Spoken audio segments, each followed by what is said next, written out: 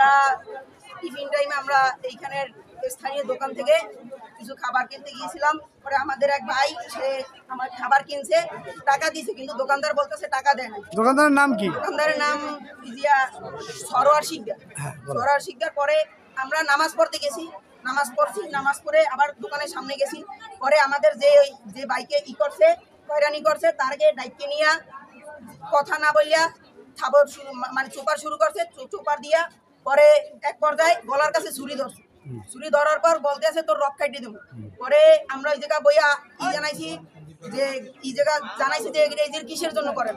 পরে ইতে গরম তৈল ছিল, পরে ওইগুলা বলছে এই তৈল দিয়ে পুরাই দেবে। পরে তৈল ফিটকে মারছে, আমাদের গায়ে পড়ছে। এরপরে ২৬ তারিখ আমাদের অত্র বিদ্যালয় চলাকালীন অবস্থায় শিক্ষার্থীদের উপর দেশীয় অস্ত্র নিয়ে হামলার বিচার চাই। আমাদের স্কুলের মার্কেটে এই সব সন্ত্রাসীরা দোকানদারি করতে পারবে না।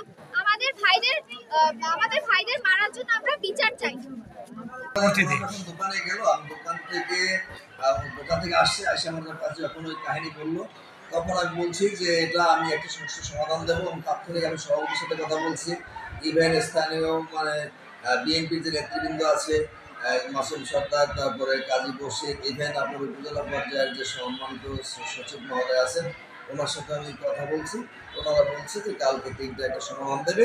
সেই মর্মে আমি ওনাদেরকে নিরুৎসাহিত করছি, তোমরা কেউ কোনোই করতে যাও না।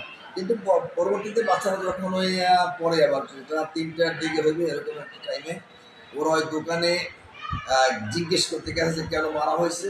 পরে ওখান থেকে আবার চলে আসলে পর মনে হয় ওখানে কথাবার্তা হইতেই পারে।